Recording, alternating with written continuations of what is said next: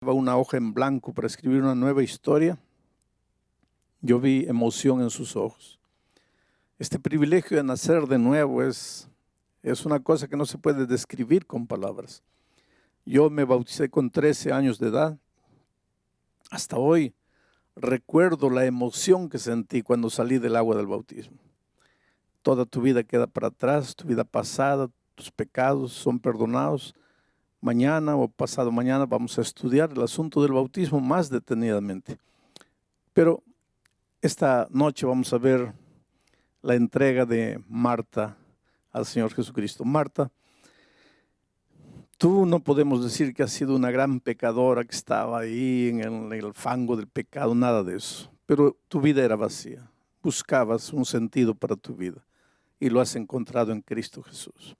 Conforme a la promesa bíblica, para que todos tus pecados pasados sean perdonados, para que nazcas a una vida nueva a través del agua. El pastor regalado, como ministro del Evangelio, por mandato bíblico, te bautiza en nombre del Padre, del Hijo y del Espíritu Santo. Amén.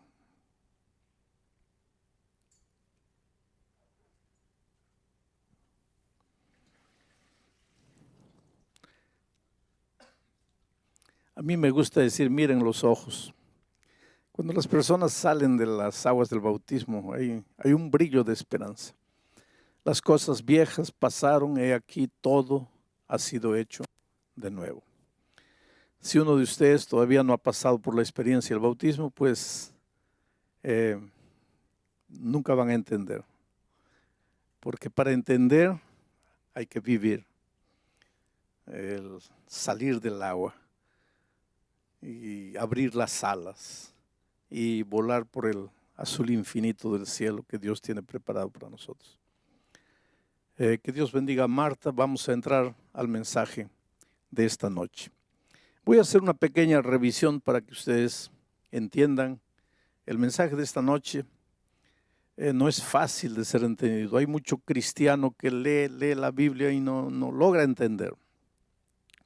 Esta semana toda estamos diciendo que Jesús es la vida. Él es la vida. La vida no es un periodo de tiempo que respiramos, nos movemos, caminamos, andamos. No. La vida es una persona. La vida es el Señor Jesucristo. Aliás, es interesante esto. Mira, ¿qué es la salvación? La salvación no es una doctrina. La salvación es una persona. Cuando Jesucristo entró a la casa de Zaqueo, Él dijo, hoy ha entrado la salvación a esta casa. Jesús es la salvación.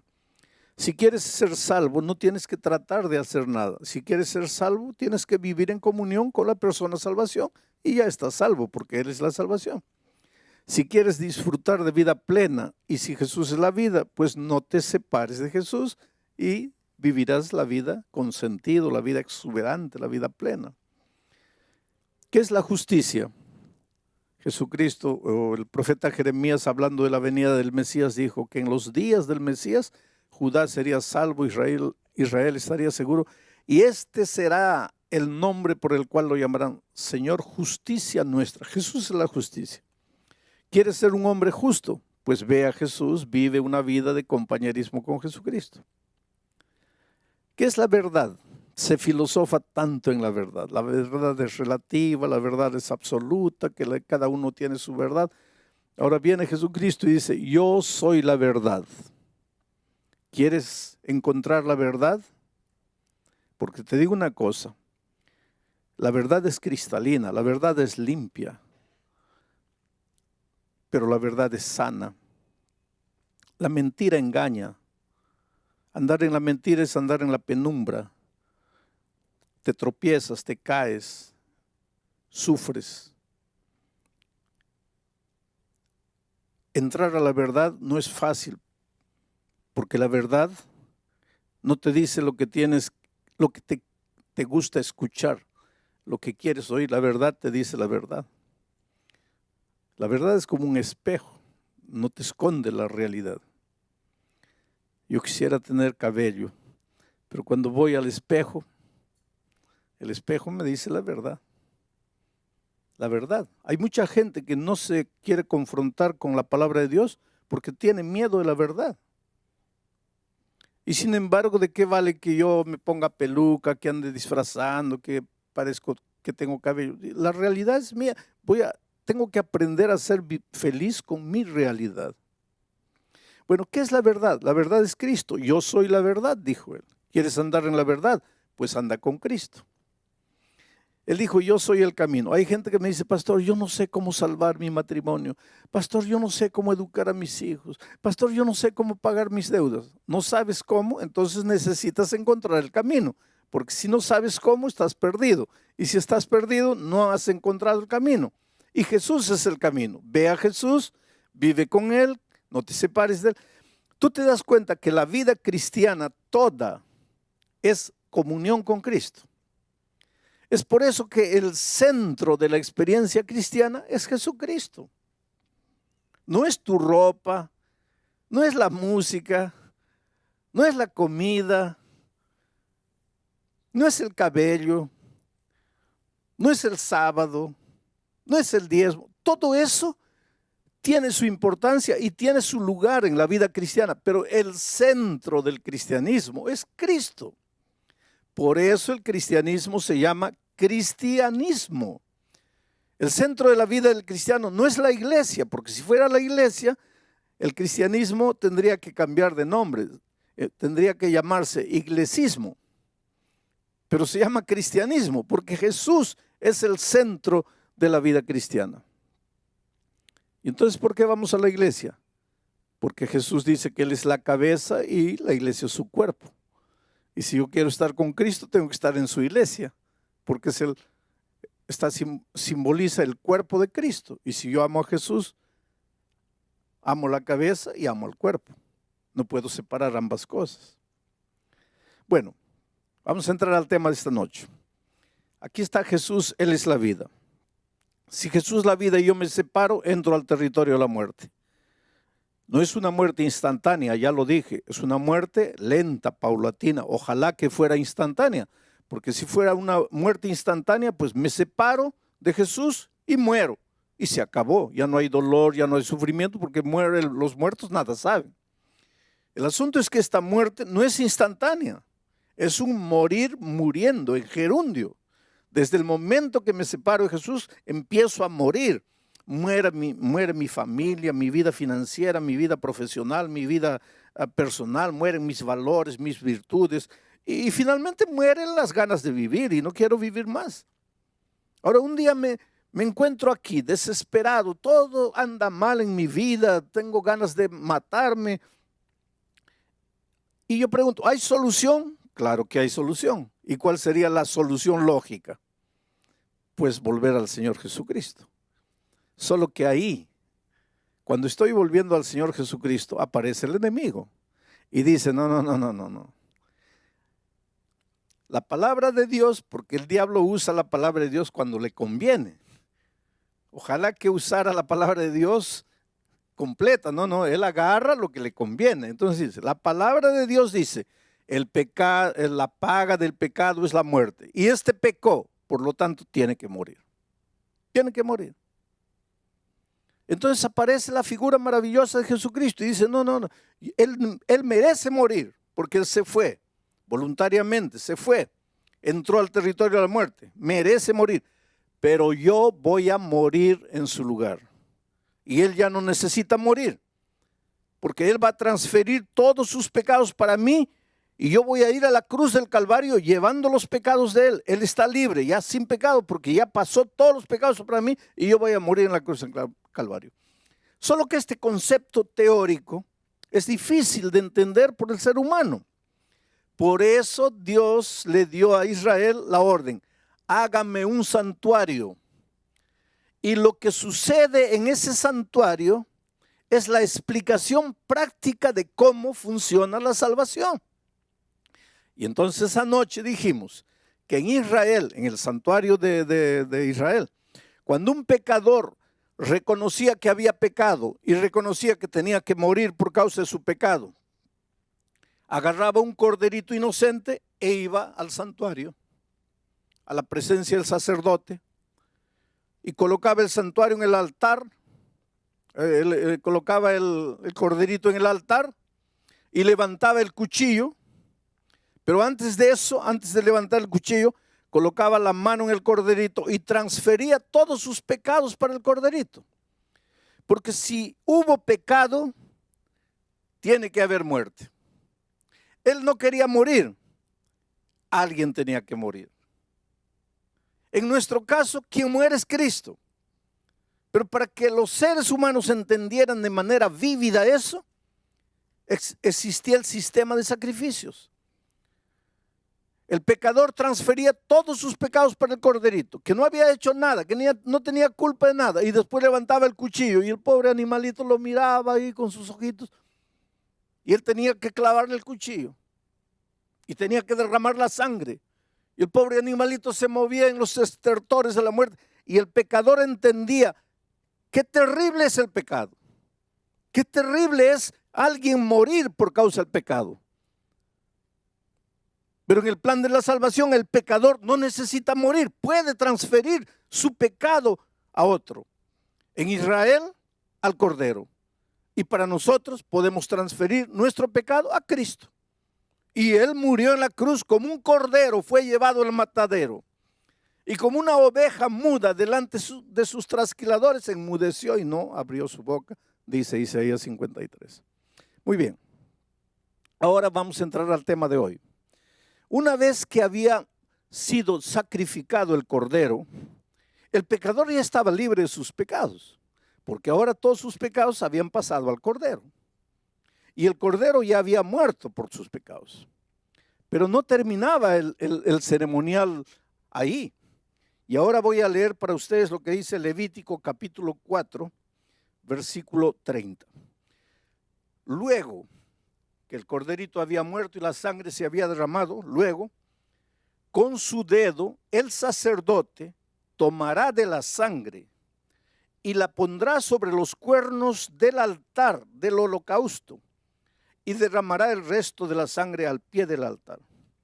O sea, queridos, escuchen, una vez que el corderito había muerto, la sangre se había derramado, el sacerdote mojaba su dedo en la sangre del cordero y mojaba los cuernos del altar, la parte más alta del altar, y derramaba la sangre en el santuario.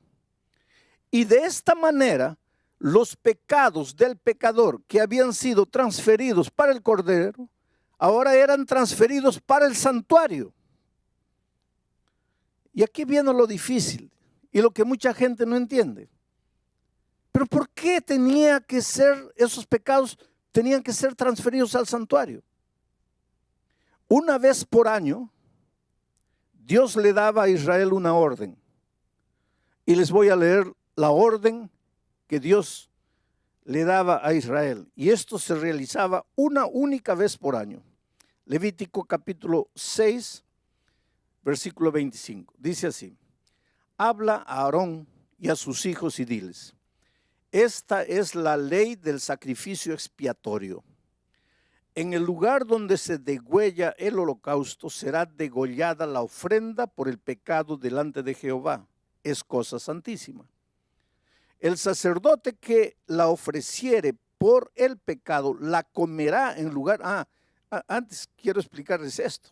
Mira, una vez que el sacerdote mojaba su mano con la sangre y la colocaba en el cuerno del altar y derramaba la sangre, comía la carne del cordero. En una ocasión, 2 hijos de Aarón no comieron, quemaron el cordero. Y Moisés los agarró y les dio una reprimenda. Y les dijo: ¿por qué ustedes quemaron? No, porque pensamos que era mejor quemar. No es que pensaron. Es que aquí hay un significado. ¿Y cuál era el significado? ¿Por qué el sacerdote tenía que comer esa carne? Recuérdense que los pecados del pecador habían sido transferidos al corderito. Recuérdense que esa sangre, de cierta manera, estaba manchada del pecado del pecador. Esa carne también.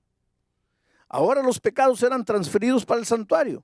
Y el sacerdote también asumía de cierta manera los pecados del pueblo al comer de la carne. Ahora, todo esto va a tener sentido en los temas posteriores. Pero una vez por año, ya les estaba diciendo, una vez por año, miren lo que sucedía. Así purificará el santuario a causa de sus impurezas de los hijos de Israel, de sus rebeliones y de todos sus pecados. De la misma manera hará también el tabernáculo de reunión, en el cual reside entre ellos en medio de sus impurezas. Una vez por año tenían que purificar el santuario.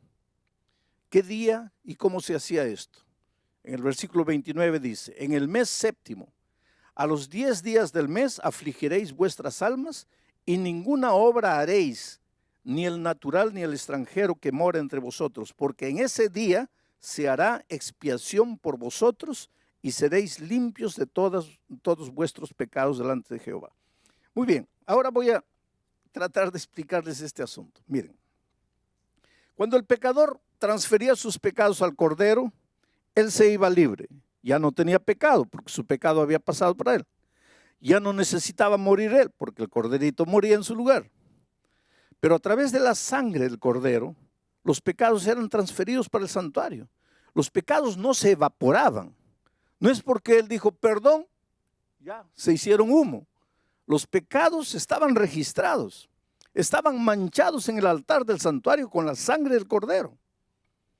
Y por eso Dios decía, y una vez por año tienen que purificar el santuario. Quiere decir, ¿qué significa purificar el santuario? Tienen que sacar el pecado del santuario y llevarlo a su verdadero origen.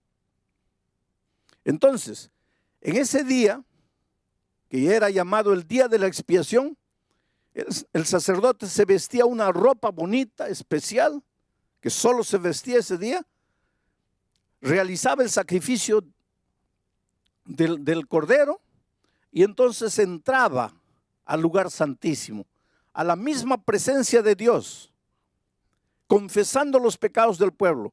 Mientras el sacerdote estaba haciendo eso en el santuario, el pueblo en el patio estaba orando, suplicando a Dios. Ese era un día de juicio. ¿Pero qué juicio? ¿Juicio de qué? Dios desde el cielo estaba viendo, ¿quién cree que este cordero de verdad murió por sus pecados? Porque una cosa es creer con la boca y otra cosa es creer con el ser entero. Por eso ese día era un día de investigación. Dios quería saber quién de entre el pueblo realmente creía que ese cordero había muerto en su lugar. Mientras eso, el sacerdote en el lugar santísimo estaba haciendo todo el ceremonial. Pero sucedía otra cosa. Ese día se traían 2 machos cabríos, cabra macho. 2 machos cabríos se traían al santuario.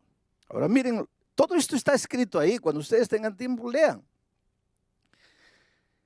Se escogía un macho cabrío para representar a Cristo.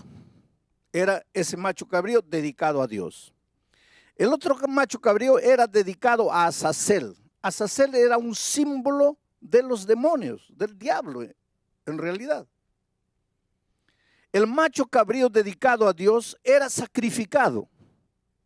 Como todos los días, el animalito era sacrificado. Ese animalito simbolizaba al Cordero de Dios que un día iba a pecar el mundo, iba a limpiar el pecado del mundo. Ahora, después que se había hecho el ceremonial, miren esto interesante. El sacerdote transfería ahora él todos los pecados confesados de todo el año, de todos los israelitas, transfería esos pecados para el macho cabrío dedicado a Azazel y lo soltaba al desierto.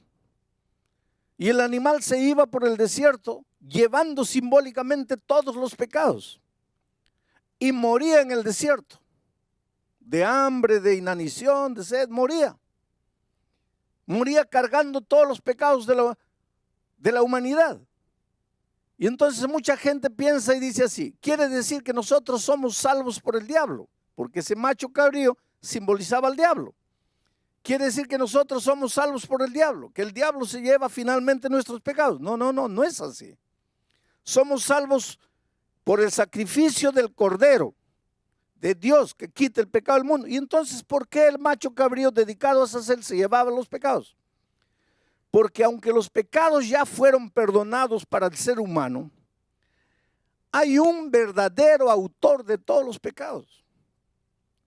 El que inventó el pecado, el padre de los pecadores, el que llevó a la humanidad toda a caer en el pecado, el que engañó a Adán y Eva, el que te engaña todos los días, el que quiere destruir tu vida, y ese es el diablo.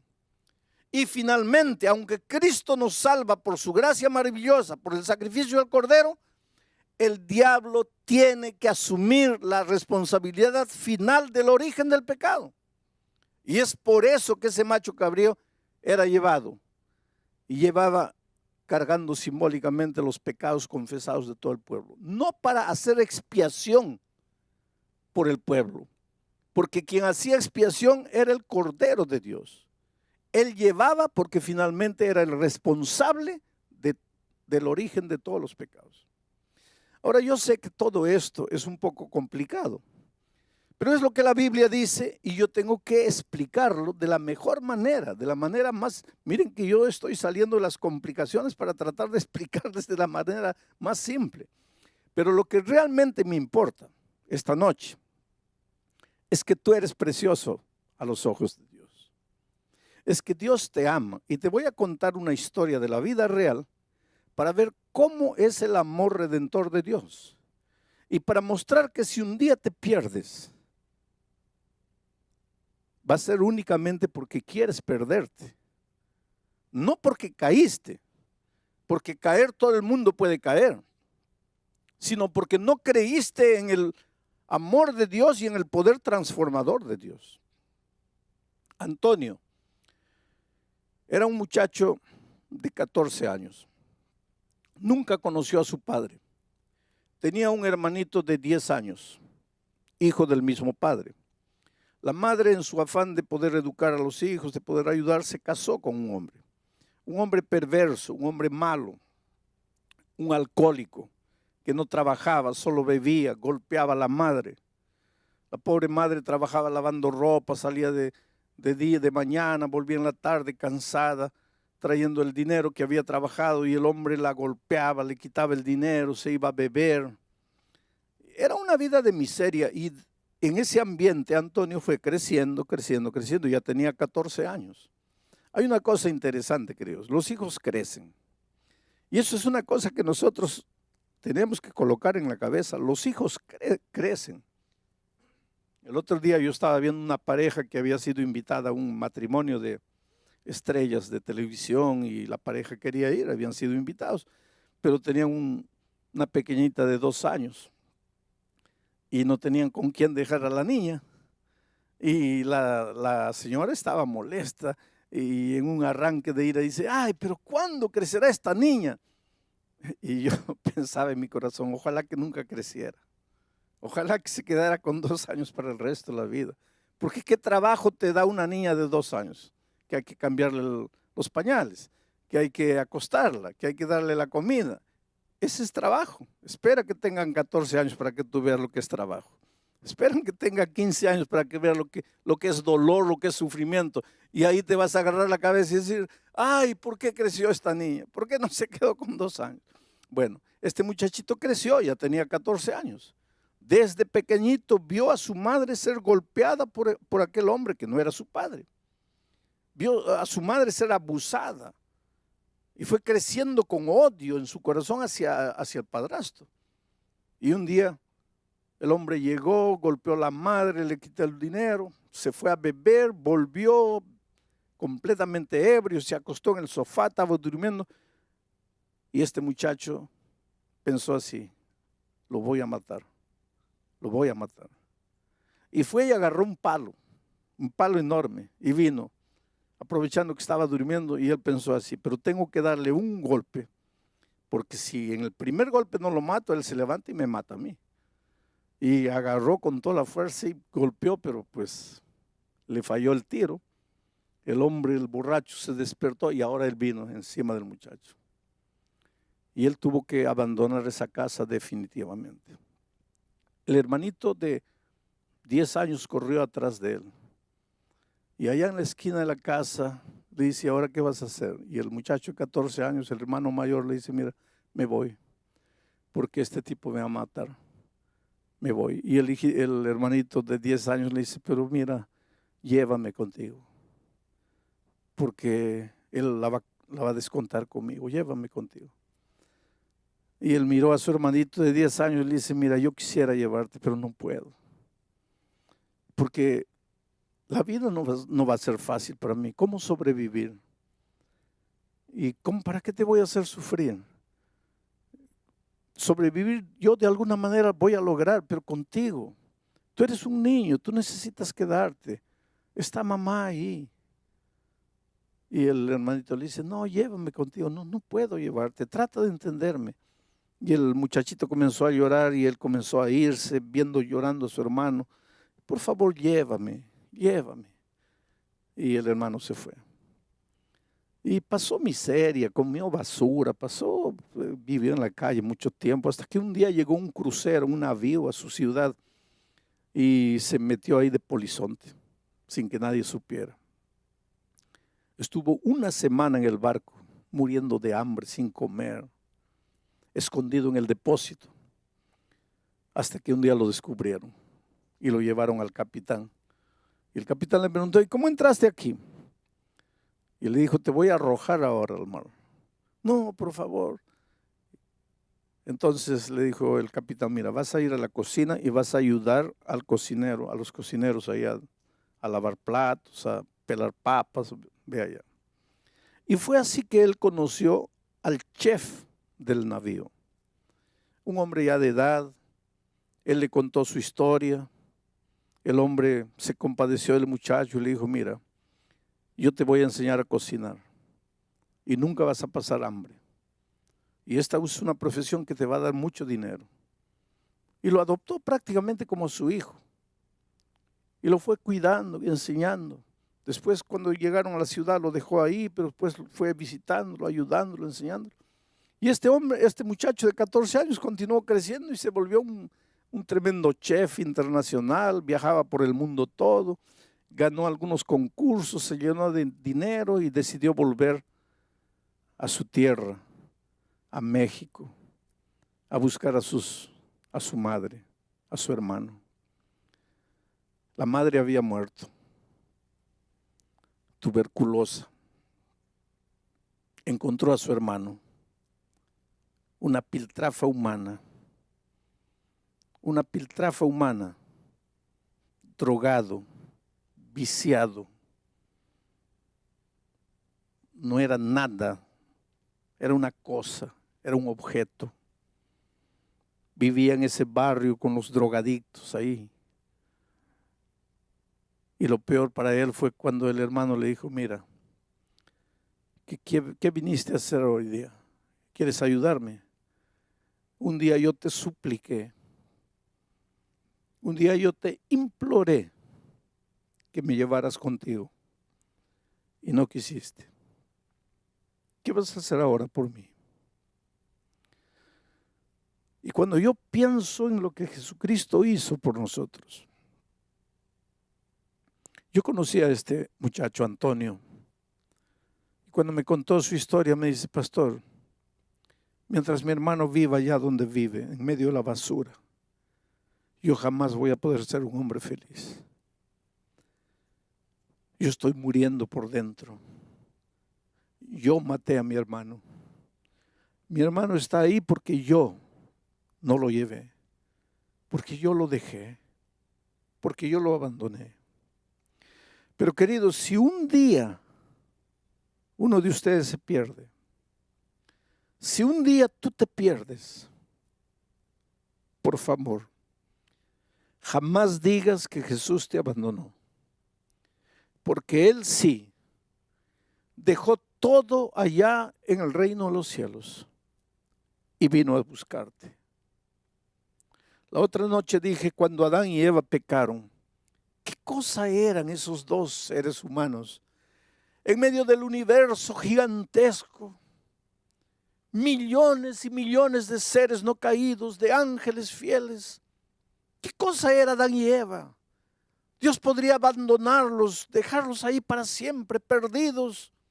hubieran muerto y se acabó esa raza rebelde. Dios podría haber creado otros mundos, otros hijos mejores. Pero Él dejó todo en el reino de los cielos y vino a esta tierra. Porque tú eres importante. A veces golpeado por la vida, a veces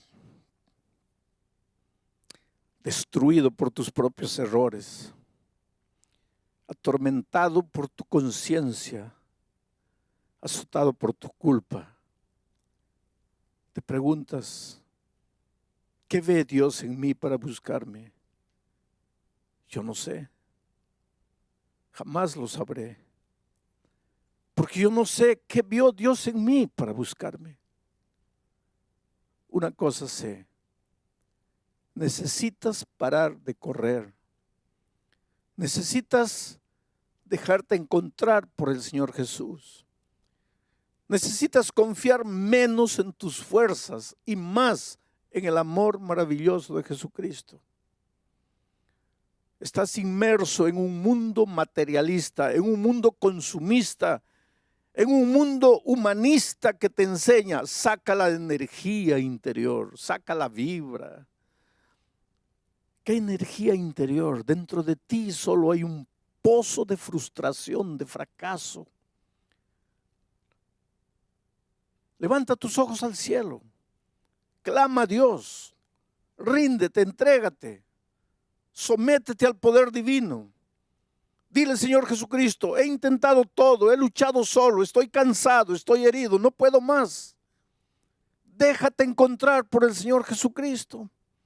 Él ya vino a la tierra, Él asumió tu culpa, Él cargó tus pecados, Él murió en la cruz del Calvario por ti. Él fue despreciado, rechazado, azotado, Él sangró. A Él lo insultaron para que a ti nadie te rechace. Las puertas se abrieron. Bienvenido a la familia de Dios. Pero tienes que venir con tus propias piernas. Tienes que querer. Dios no te puede arrastrar. Por eso la Biblia dice, hoy es el día de buena nueva. Hoy es el día de salvación. Allí donde estás, entrégate al Señor Jesucristo. Ríndete. Deja de correr solo, deja de luchar solo. Dale a Dios la oportunidad de hacer por ti lo que tú no puedes. Pero te voy a leer un texto más para terminar el mensaje de esta noche. ¿Qué tiene que ver la historia del sacrificio? ¿Qué tiene que ver el ceremonial de la expiación? ¿Qué tiene que ver lo que el sacerdote hacía en el día de la expiación? ¿Qué tiene que ver la purificación del santuario con nosotros? Hebreos capítulo 9, versículos 12, 13 y 14 dice lo siguiente. Y no por sangre de machos cabríos, ni de becerros, sino por su propia sangre, entró una vez para siempre en el lugar santísimo, habiendo obtenido redención eterna. Porque si la sangre de los toros y de los machos cabríos y las cenizas de la becerra, rociadas a los inmundos, santifican para la purificación de la carne, cuanto más la sangre de Cristo, el cual mediante el Espíritu eterno se ofreció a sí mismo sin mancha a Dios, cuanto más limpiará vuestras conciencias de obras muertas para que sirváis al Dios vivo. Obras muertas. Phantom thoughts, chasing fears they never knew. Where do we go from here? In a world so unclear, voices call from the abyss. Is there something we miss? Synthesizers brief inside, heartbeat in electric hum. Fragments of a shattered mind, rhythms start to spirits numb. In the silence, can you hear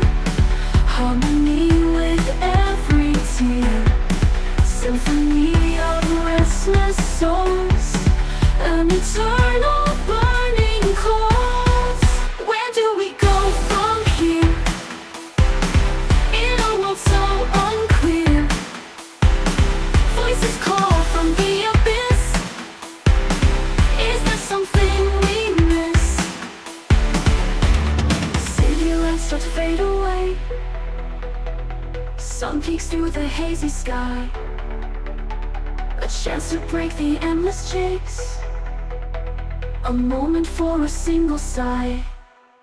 Maybe this is where we start, a brand new map within our hearts. The whispers turn to guiding stars, embrace what truly scars. From the ashes we can rise, find the strength within our eyes, united in our silent plea. There's beauty in the things we see. This is where we go from here, through a world that can be clear. Listen to the whispers rise, or find what we all despise. Flowing through the streets no more, leaving futures to explore. The ghosts of yesterday won't stay. We'll find our light, a brand new day.